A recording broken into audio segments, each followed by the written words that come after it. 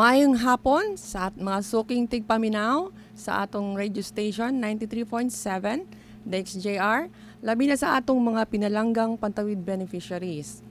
Ani nasad ta karong kahaponon sa kada bulan nga kalihukan ubo sa pagdumala sa DSWD Cluster 1C diri sa Liloy, Zamboanga del Norte nga gipanguluhan sa atong SWAT leader Ma Mary Ann Mag-abo og sa among maabtikon nga supervisor Sir Elvis Galon.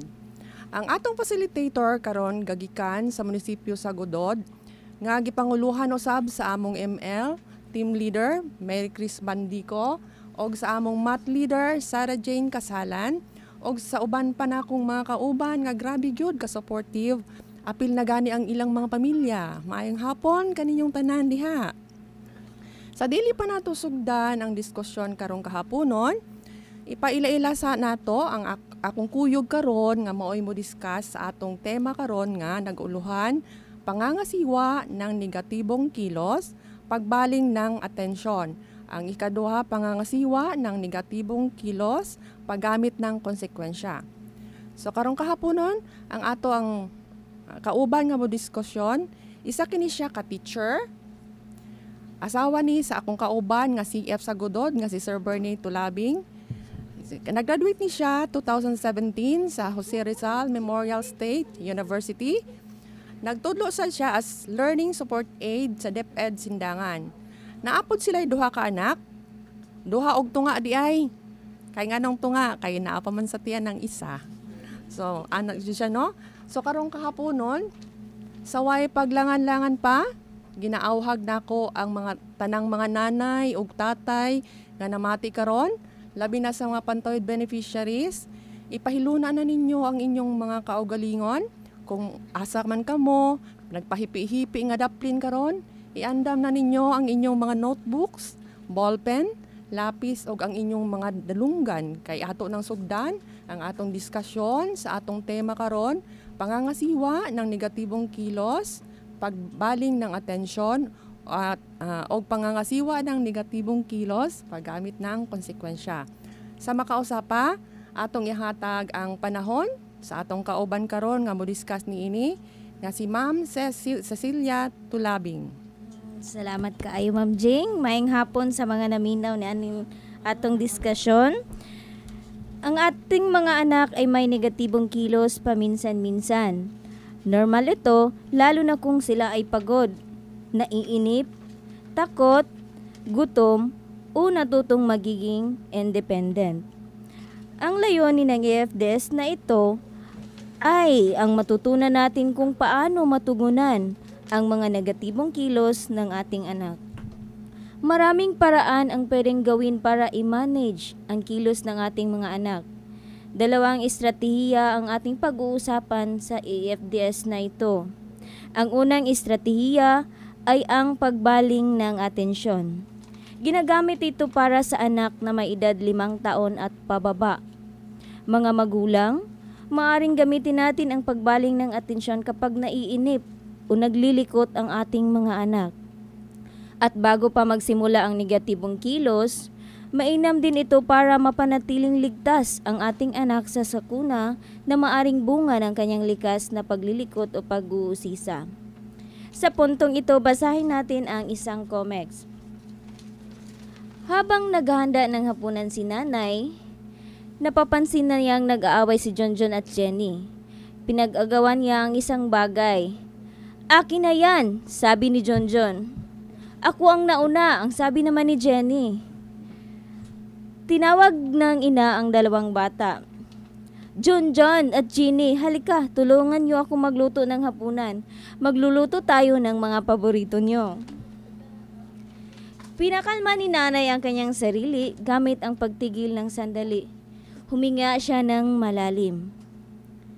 Pagkatapos hugasan nila Jonjon at Jenny ang gulay, ito ang sinabi ng ina. "Salamat sa paghugas ng gulay para sa ating hapunan ngayon mga bata." O ngayon, ano ang ginawa ni nanay upang maiwasan ang pag-away ni na Jonjon at Jenny? Mga naminaw, unsa man atong gibuhat ni nanay para lang maiwasan ang pag-away sa duha ka bata nga nag-ilog sa usa ka butang. Natay mga tubag nga giandam niini. Una, inalok niya ang mga anak na tulungan siyang magluto ng hapunan. Pangalawa, kinalma niya ang sarili sa paghinga ng malalim habang kinakausap sina John at Jenny. Ngayon, Ma'am Jing, may tatanong ko sa'yo. Kinakailangan talaga na kung ang mga bata ay mag-aaway, kinakailangan na tayong mamagulang ay kalmado lang sa ating ginagawa. Tama yan, ma'am. Tama talaga. Kinakailangan yung kapag ikaw yung ina, kalma ka at saka kinakailangan lahat ng mga ginagawa ng anak mo ay bantay sarado mo. Kailangan kalmado ka na ina para ang lalabas sa bibig mo ay mga positibo lang. Para maiwasan natin yung mga mali. At saka makoreksyon na natin yung mga bata kung ano ang tamang gawin nila. Pangalawa, ano ang sinabi ni nanay nung binaling niya ang atensyon ng mga bata? Ito ang sagot natin. Ginawa ni nanay na magluluto tayo ng mga paborito nyo. Dahil dito, ang mga bata nabaling ang atensyon. Sa pag-aagaw nila ng laruan, nabaling ang atensyon nila doon sa pagluluto ng paborito nilang pagkain. Sinabi din niya na isang positibong direksyon kay John at Jenny. Ibinaling niya ang atensyon ng mga anak sa isang masayang gawain na maaaring nilang gawin bilang pamilya. Pangatlong tanong, anong ginawa ni nanay noong sinunod ni John at Jenny ang kanyang direksyon? Pinasalamatan at pinuri niya sina John at Jenny sa kanilang paghuhugas ng gulay. At saka binigyan din niya ng positibong atensyon sina John at Jenny. So, Ma'am Jing, kinakailangan talagang i-appreciate natin kung anong ginagawa ng mga bata. Natural. Kahit maliit na bagay, dapat i-appreciate. Dapat talaga. Para maalala nila, tama pala yung ginagawa ko. Yes. Ito naman. May mga pundasyon na pangangasiwa ng negatibong kilos sa pagbaling ng atensyon. May dapat tayong tandaan nito. Ito ang kailangan nating tandaan sa pagbaling ng atensyon ng ating mga anak. Una, manatiling mahinahon. Ito ang pinakamahalagang parte sa pagdisiplina ng ating anak ay ang pagiging mahinahon natin.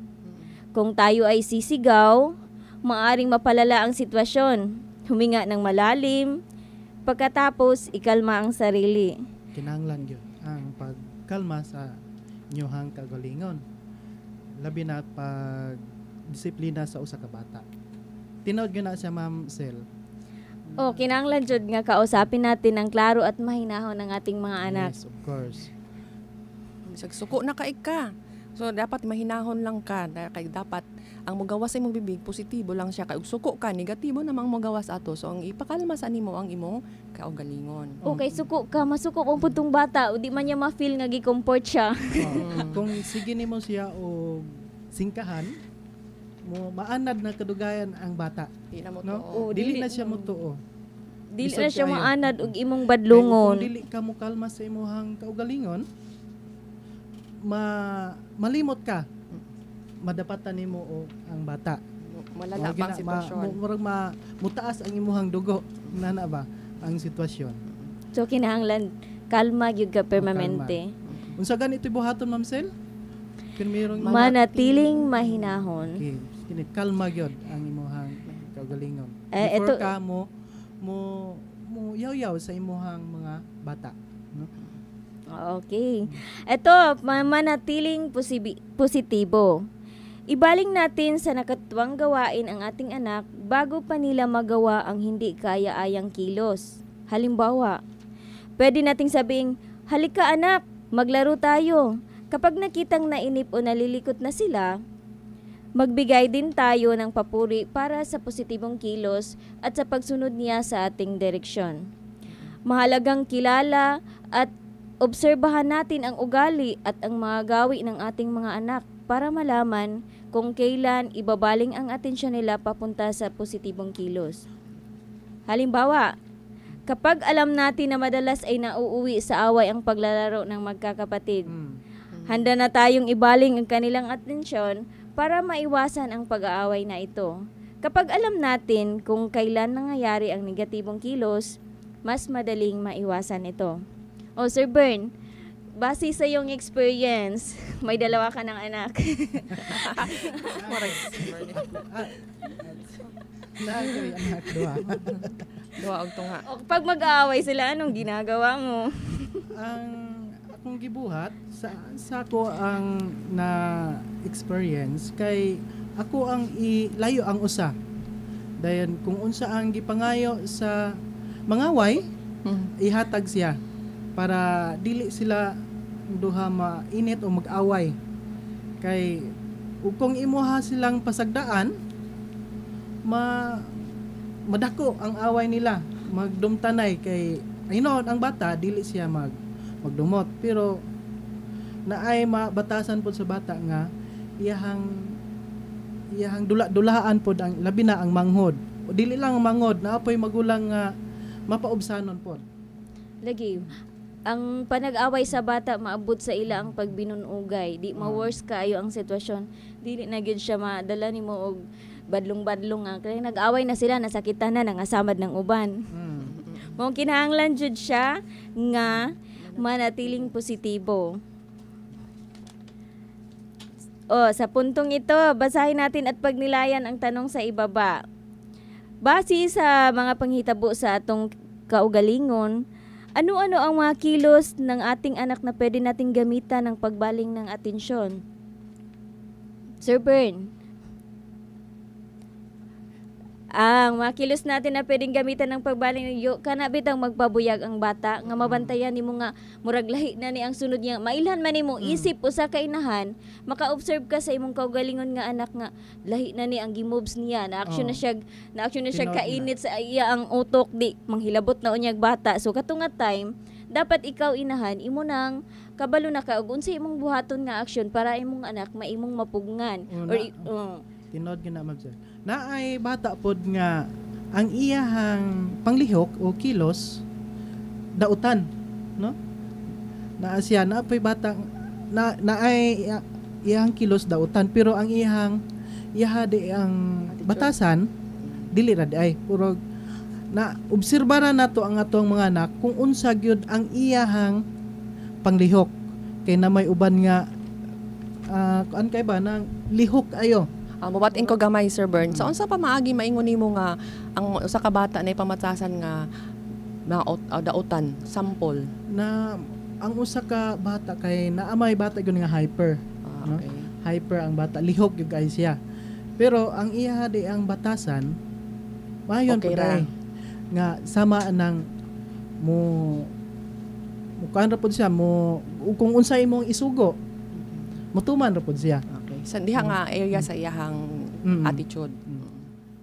Agi sa iyang ka-hyper, bisan unsa na lang iyang gibuhat nga wala na siya kabalo nga dili na tumaayo.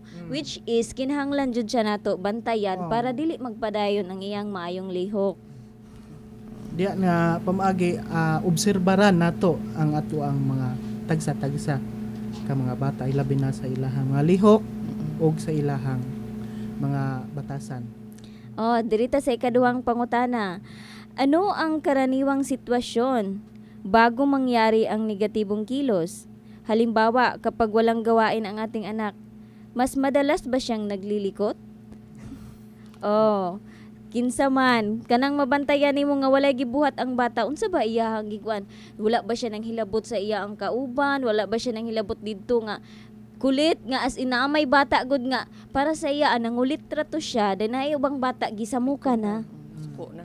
nasuko na usa na siya ahaman ta maka-experience ana nga naay bata. Ikaw Sir Burns, naka-experience ka nga ang imong anak nang hilabot didto nya ang ubang bata busy gadula nang gikalit ra niya gilabot ang mga Naagyo na sa ko ang bata po.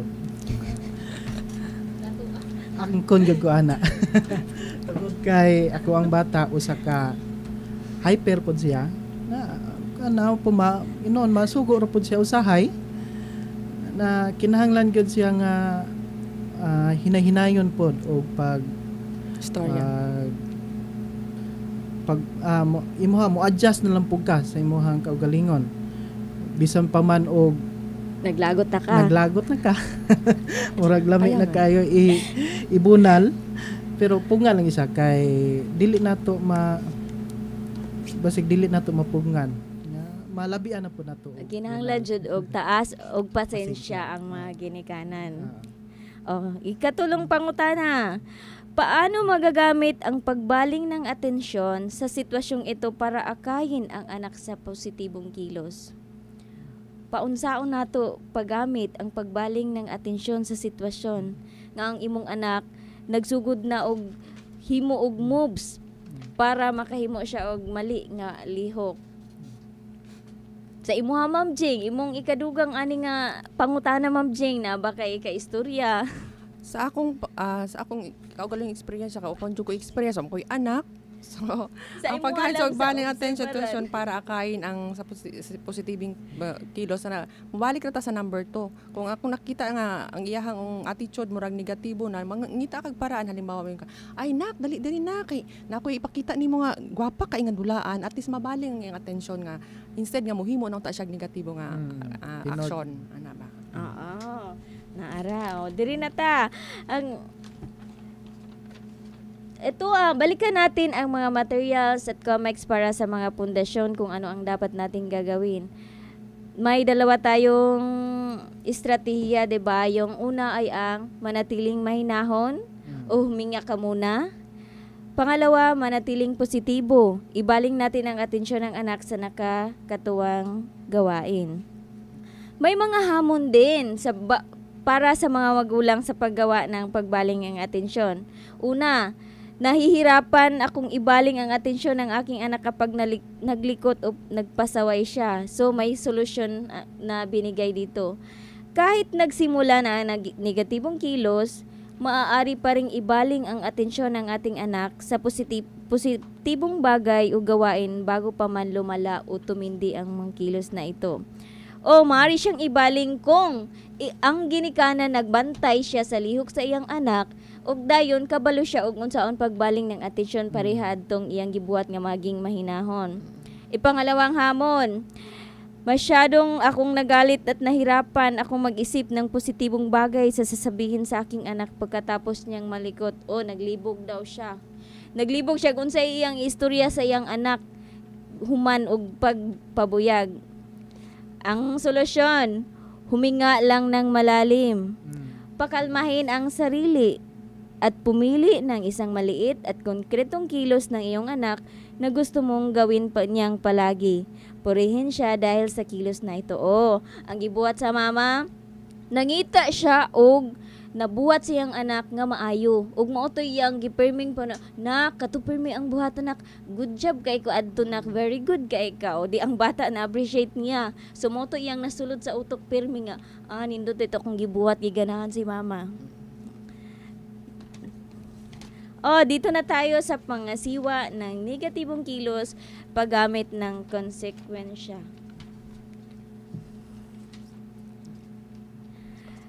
Mga magulang, alam nating hindi sapat ang pagbaling ng atensyon lalo na kapag mas matanda na ang ating mga anak. Tama. Ang pagbibigay ng konsekwensya ay ang pangalawang estratehiya na maaari nating gamitin upang harapin ang hindi magandang kilos ng ating anak. Maiging gamitin ito sa ating mga anak na nasa elementarya, edad pataas, o sa ating anak na nasa teenager na. Sa paggamit nito, natututo ang ating anak na maging responsable sa kanyang kilos. Ngayon, basahin natin ang comics na ito. Isang gabi, habang inahintay ni tatay si Pablo na umuwi. Ang sabi ni tatay, "O Pablo, anong oras na? Gabi na. Lampas na ang oras ng tinakda na pag-uwi mo." Ang sabi ni Pablo, "Niyaya ako ng barkada ko. Hindi naman ako makahindi." Ang sabi ni tatay, "Pablo, hating gabi na. Ano naman dahilan? Kailangan maintindihan na hindi na to pwede. Pinag-alala mo kami ng nanay mo." Ang sabi naman ni Pablo, "Sorry po at pinag-alala ko kayo ni nanay. Ito po kasi ang nangyari. Mabuti at hindi ka sumakay sa lasing na driver, Pablo. Tamang desisyon yon. nakita ko kasing lasing na sasakyan namin. Nakita ko na kasi ang driver ng sasakyan namin kaya nagdesisyon akong hindi sumakay. Nag-aantay pa po ako ng tricycle kaya po ako na late. Pasensya na po tatay, ang sabi ni Pablo. O sige, ituloy natin bukas ang usapan kapag nakapahinga nga kayong dalawa. Pero para malinaw, dahil hindi ka umuwi sa takdang oras at hindi mo kami tinext ng nanay mo, hindi ka na muna pwedeng lumabas sa susunod na Sabado, okay? Sorry ulit tatay at pinag-alala ko kayo ni nanay. O, yon ang comment. So ngayon, paano kinausap ni tatay si Pablo nung lumampas siya sa takdang oras ng pag-uwi? Ito ang sagot. Ipinakita ni tatay ang kanyang pag-alala nung lumampas si Pablo sa takdang oras ng pag-uwi. Binigyan ni tatay ng pagkakataong ipiliwanag ni Pablo ang kanyang kilos. Kinausap niya si Pablo ng mahinahon kahit na siya ay nakaramdam ng pag-alala. Sir Bern, may tanong din naman ako sa iyo. Kapag lumampas sa pag-uwi ng anak mo, anong gagawin mo? Lumampas sa oras. Lumampas na siya sa oras. O kung naabot na siya sa balay, para nako, ako sang papahulayon, istoryahan sa nako siya kung unsay hinungdan, and then papahulayon, then pagkaugma na tiwason, basin wa ta kabalo, basig nakainom na magkay dilim na nato mahibawan gud ang mga batanon nga basig naglaglaag, inom-inom inana, and then pahulayon siya pagkaugma na ang istoryahon. So kinahanglan jud nga na kay giistoryaan ng time then ang uban nga mga kuan follow up na lang for tomorrow kay baka nakainom to siya, init iyang ulo. Yes, ma'am. Pangalawang tanong, ano kaya ang naramdaman ni Pablo nung pinagpaliwanag siya ng kanyang tatay? Ikaw, Ma'am Jing, Siguro, kaya yung nakita man ang tatay nga nag-alala, so nakuha po siya, nag-uulpod siya kay yung gipalala yung tatay nag-uul siya sa iyang gibuhat. Kabalo siya nga sayop ang iyang gibuhat. Pero mo tong iyang kabalo siya nga nag-alala ang iyang tatay. Naamang good gana. So ito ang sagot, naramdaman ni Pablo ang kalungkutan. Naramdaman talaga niya ang kalungkutan dahil nagdulot ng pag-alala kay tatay at ang kanyang mga gilos. Bisag kita sa batanon naka-experience ng tag-ingay nani. Kay mag-uli po ta sa itong balay nga wala na sa oras kasabaan ta tong mama. Gabi pong kakulba na to biya. Mga biya punta no. Unsa na nun si mama may sabot no. Suko na kay akong mama unya pag abot sa balay unsaon ka ako nga ana di ba? Dili na jud ko pala ako gusto. Di ba? Siya ay nagsisi. So nagsisi gyud si Pablo sa iyang gibuhat. Naalala niya na nagmalasakit si tatay sa kanya. Gustong mapanatili ni tatay na ligtas si Pablo kaya siya nag-alala. May pananagutan si Pablo sa sarili at ibang tao. So kinahanglan gyud ay nato no ang isip usab pud ta ka anak nga care pud ta sa atong papa ug unsay gikuan labi na gula ta ka uli inani. Then kung sa ako pud nga part pag abot nako nga wala ra ko nagbuhat og mali, then pag abot nako naalay mga kakulian, then pag abot nako gikasab-an ko diretso ni tatay nga wala na minaw. Siguro sa akong kaugalingon lahi pod nganong wala man ko nimo paminawa, wa man ko nang nimo gipa-explain og unsay nahitabo. So kinahanglan gyud pud ay nga isip anak, kabalo pud ka sa batasan sa imong papa ug ikaw nga amahan, kabalo ka mudala sa batasan sa imong anak ug kinahanglan nga imong gigayran ang imong anak ug unsay mga panghitabo. Ikatulong pangutana, ano-ano ang napansin niyo sa pamamaraan ni tatay nung pinataw na niya ang konsekwensya para sa kilos ni Pablo? O di ba naingon to si tatay nga karon kay wala man kakauli dili sa kamulaag sunod. Ingon si tatay. Unsa may ato ang masagot ani Sir Bern? Unsay napansin nimo sa pamaraan ni tatay?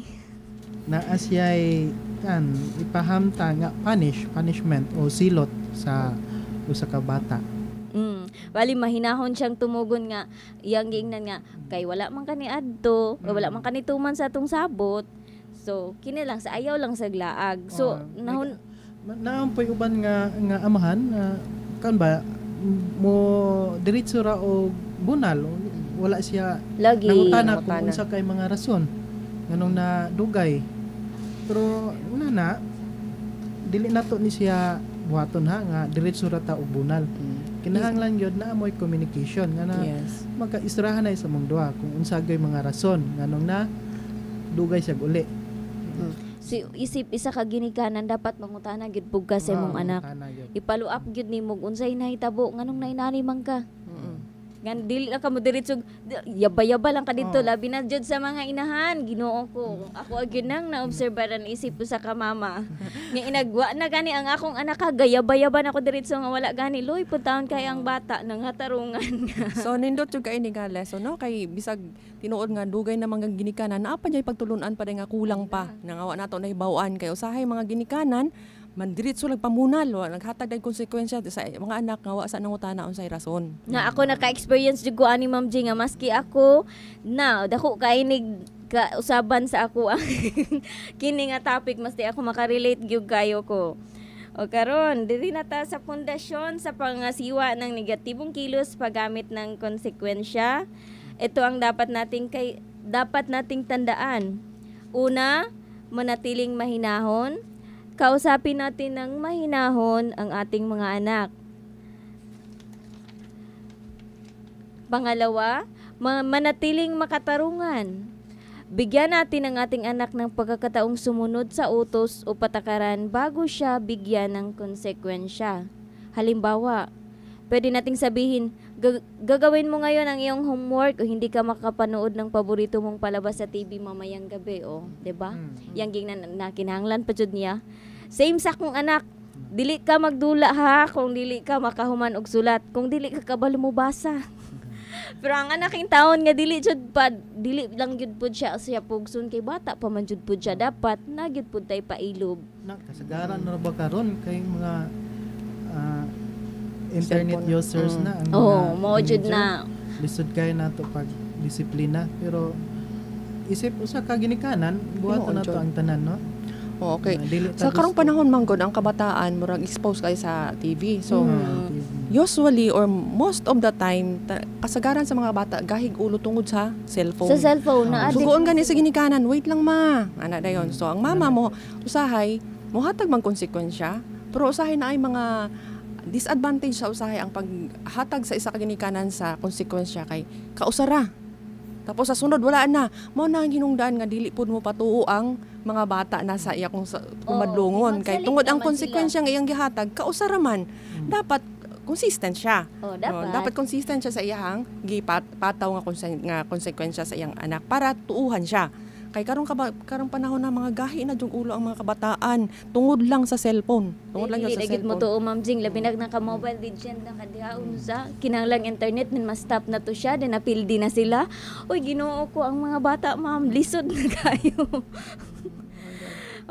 Sunod, siguraduhin kaya nating ipataw ang konsekwensya at kaya itong gawin ng ating anak. Halimbawa, pwede nating kunin ang cellphone ng ating teenager bilang konsekwensya sa loob ng 1 oras. O ito, ngunit hindi makatarungan na ipagkait ito sa kanya ng 1 linggo. Kung ito lamang ang paraan ng pakikipag-usap o kaibigan o ma-attend ng online classes niya, o tama. So isa ka naisip ka ginikanan, dapat kabalo jud ka ani nga mga pamaraan, no? Dili ni magkuhaan pud sa magpataka. tanan. Oo, Dili ka magpataka isa ka bulan, grounded ka, dili ka pwede mag-cellphone. Na ang ginikanan pod na kinahanglan unsay makabalo pod ang ginikanan kung unsa gipangbuhat sa cellphone sa anak. Dili lang pud siya kay ang akong anak dito panalitan kasagaran karon nag-module. Madus ako sa signalan kay mag-module ko pag abot didto unsa gibuhat gadula raga chat ga Facebook tanan-tanan nga wala nay time sa ilang klase. Pag abot wala daay ka answer mo na siya isip isa ka ginikanan ato pong gina-check ang atong anak kung unsa kung tinuod ba gyud ang ila ang gibuhat. Ikatulo, manatiling positibo. Maaaring mahirap para sa ating anak na sumunod sa patakaran, lalo na kung bago pa lamang niyang natutunan ito o kakatanggap lamang niya ng konsekwensya. Upang mapanatili nating positibo ang mga relasyon sa tahanan, importante na purihin natin agad ang unang positibong kilos na gawin ng ating anak. Mas bigyang pansin natin at purihin ang positibong kilos at hindi na pag-uusapan o balikan pa ang negatibong kilos na nagawa. O ito, grabe. Kinahanglan, pag naagani maayong nabuhat na imong anak, imong gina cheer up, imong ginapuri siya. Pero katong mga negatibo, kas arato siya ninyo, ayon to ibalik-balik. Mauday na siya ang kinahanglan. Ug nasayop siya, mapula ng bata, ang ako ang sayop pero minabantayan ni mama magpapa, wala gani niya kuan og unsay nabuhat na ako nga sakto. Usa na siya kadako daay kaayo nga ato ang mahimo para lang makuha ang atong mga anak sa maayo nga mga buluhaton. Ang kinahanglan nga Positibo ka. Mag-communicate. Mag-communicate mo sa ang anak o ginikanan. O kinahanglan baya jud na? Naapod mo yung mga para sa kuan na amoy mga banding. Klase-klase nga banding bisan pag namo sa bukid, no? Magbanding unsa kay inyong pamagi nga pagbanding samaan ng kung naamo sa daruhan, pwede kuyugon ninyong mga anak. Ikaw ba ni mo daro dito kamote? Magdaro mo dito. Pananglitan maglawog pud mog manok, ikuyog nimo mong anak na. Unsa may nahitabo dito? Imo pong istorya-istoryahan, kumusta naman ka? Kinahanglan istoryahan po nimo ang mga anak. Bisag kay maminaw man na ang ato ang mga anak. Maminaw man dyan na sila, Sir Bern, labi na kung imong pagparaan pod sa pagstorya nila, hinay lang. Dayon, basig singka pod ang pagistorya mo. Samot na Hinoo. Kalit nakdagod sa makadtong anong naglaag-laag man ka, wala lang gani pag ka dili lang po dinanaon nato kay ang bata naniid rabi po na og unsay bataan san sa ilang inahan ug amahan mao na ila ang masunod. Dili na to malikan nga magkasingka pud sa tong anak no kay labi na kanang mga bulyagon. Lisod kaayo mo lagi dapat i-apply nato ni sir. I-apply ginato. I-apply ginato mga lesson karon. Unsa ang gipang discuss dire. Unsa gani kay to ma'am? Manatiling ang mga pamaagi sir mao ni siya. Manatiling mahinahon, manatiling makatarungan. Dapat pag magbuyag ka makatarungan pud ka. Dayon manatiling positibo. Mao na siya itulo para sa pundasyon ng pangasiwa at ng negatibong kilos.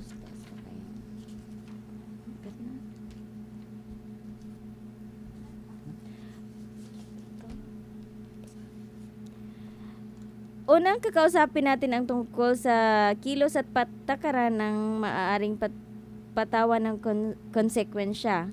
Gamitin natin ang konsekwensya kapag hindi nasunod ang patakaran. Siguraduhin na pag-usapan ang patakaran at konsekwensya bago ito ipataw. Kinahanglan pa gyud ay siya nga magsabot mo sa imong anak og ikaw nga amahan ug unsa nga mao ni siya ang dapat tumanon nimo niha kay inagdili padayon jud ni siya nga imuhang dili gyud nimo makuha ang imong gusto. Balikan natin ang ating materials at comics para sa mga pundasyon. Ito ay yung manatiling mahinahon, manatiling makatarungan, at manatiling positibo.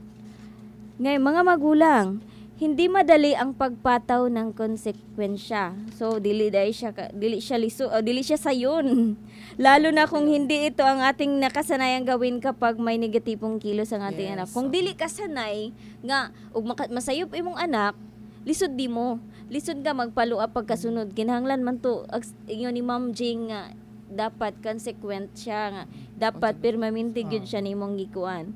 Narito ang ilan sa mga posibleng hamon na maranasan sa pagbibigay ng konsekwensya at mga solusyon na maaring subukan. Hamon: parang hindi nagbabago ang kilos ng aking teenager kahit gumamit na ako ng konsekwensya. Sir, ito wala ra daw effect. Why effect sa iya ang iyang gihatag ng consequences. Mangita na po ka og lain nga pamaagi. Ang solusyon ani tanda ang kailangang maipataw natin ang konsekwensya sa bawat di pagsunod ng ating anak sa naitakdang patakaran. Maaring hindi sumunod ang ating anak kapag alam niyang hindi palagian. Tama. Dili jud siya. Dili consistent. Dili siya permanente nga pag makasala siya, pagkasunod wala ra man gihapon. Okay ra na si mama, wala ra na niya, karon ra na. Wala ra na problema. Ikaduhang hamon, mukhang mas nagalit ang aking teenager, Sir Bern. ni Na mas nisamot man hinuon nga gitagaan og kuan punishment. Unsay buhaton nato ani? Subukan nating kausapin ang ating anak tungkol sa kalagayan ng patakaran. Pwede ring pag-usapan ang konsekwensya kung ito po ay makatarungan at practical. Tandaang purihin ang anak sa unang pagkakataon nang nagpakita siya ng anumang positibong kilos. Kinahanglan jud ay siya ginapuri, no? ang ilahang maayo nga gipangbuhat. Basig naa poy uban nga mga magperminting papuri niya. Lahi na gipuri ug kung pala nangawat ang ilang anak, gipuri noon. O, diha na nimo magamit ang magamit nimo tong one-on-one kasama ang ating anak. Kung naman nga time nga nasakitan siya sa konsekwensya nga gimong gihatag, isip isa ka ginikanan, istoryahan nimo siya one-on-one. Nga unsay halaga sa imong konsekwensya nga gihapataw sa iya ha. Para Lagi makasabot siya. mura magwala ra. Wala effect ra man niya. Kay kuan man wala man pud gani siya ginapuri nga nakabuhat siya og maayo, wala lang man pud sa ginikanan. Mas ginapuri pa man tong, mas nalipay pa man ang yung lang ginikanan noon nga, ay ang akong anak nagpabuyag man dito, pagkabuguya man kaayo. Isip pa sa kaginikanan nga niingon na ang imong silingan, buguya kay to imong anak didto. Ikaw pud nga inahan, nalipay hinuon ka. Maayo ba nalipay noon ka nga perti na niya ang imong anak didto, perting kuan na dili po na siya maayo. Kinahanglan ato yung kuanan nga nga atong ginapatong sa nga mga punishment, sakto ra gyud pod siya sa sayop nga nahimo sa atong mga anak.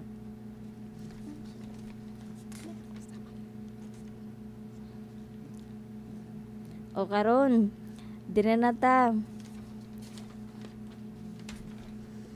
Balik ta unsa tong primero natong gikuan sa mga bata, mga gagmay. Mga siwa sa ng negatibong kilos pagbaling ng atensyon, gikan to siya sa 5 paubos. Unsa to'y kinahanglan natong buhaton? Murag naaman to, kinsapay nakahinumdum diya sa mga naminaw. Ang una, manatiling mahinahon, manatiling positibo.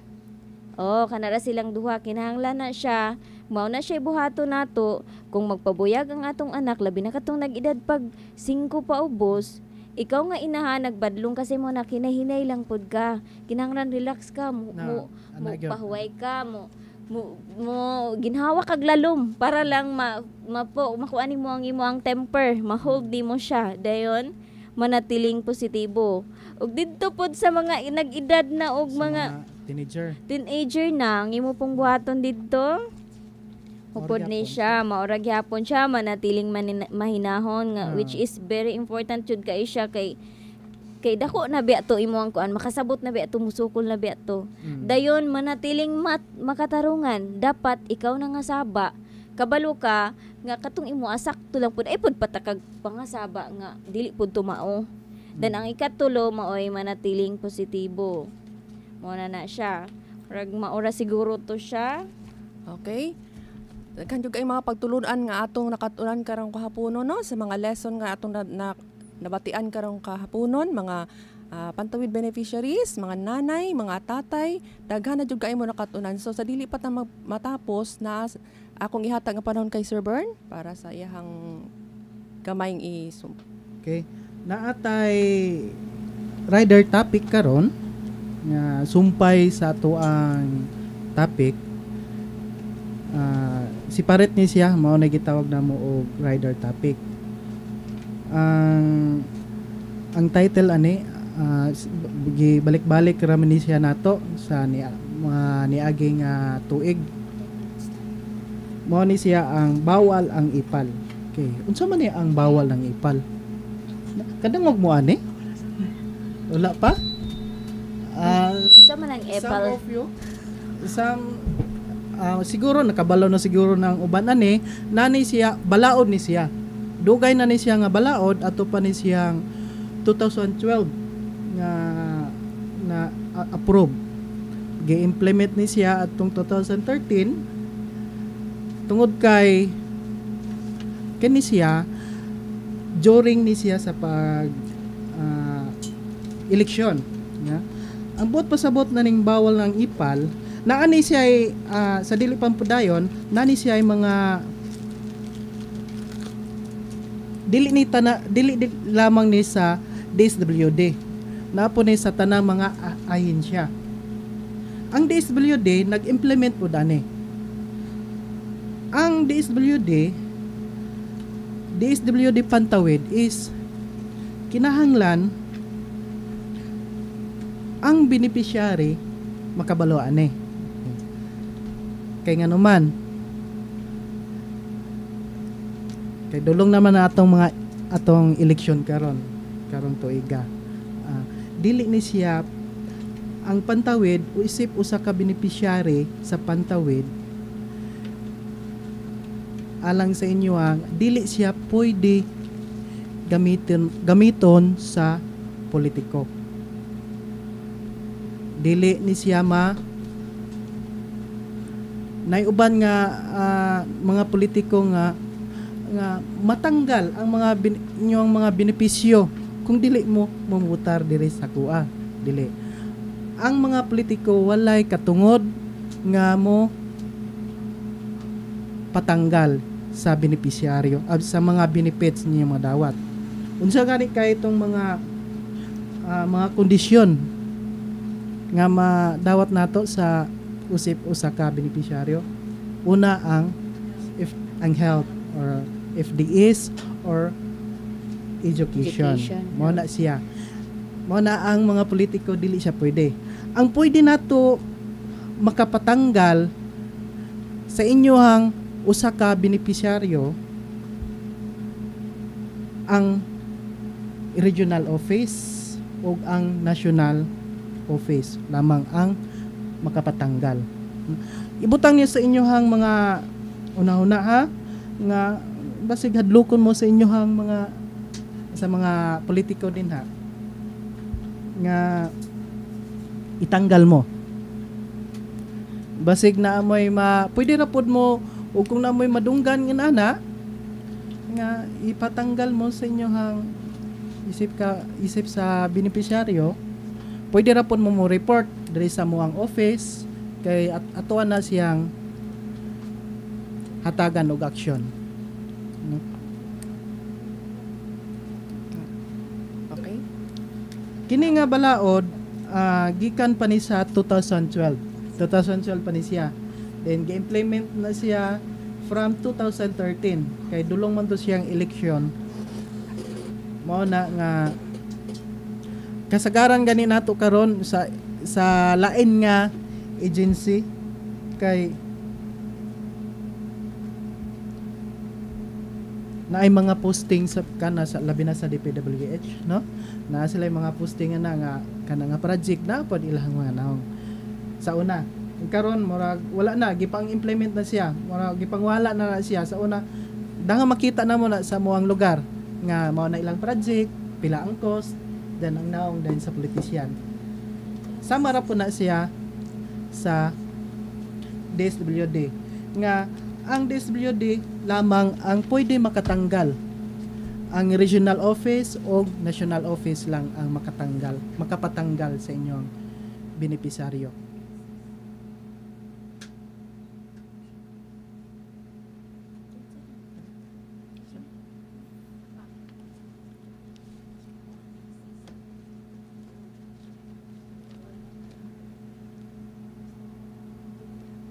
Okay. So, mara to ang mapaambit ni Sir Bernie mahitungod sa EPAL. Akong panghinaot nga nahinungdawan yung tanan to nga panghimangno o diri lang siguro taman. Daghang salamat sa inyong pagpaminaw diha sa Leon Postigo, Salog, Godod, Liloy, Kalawit, Tampilisan ug kutob sa maabot ni ining Sibya sa kahanginan.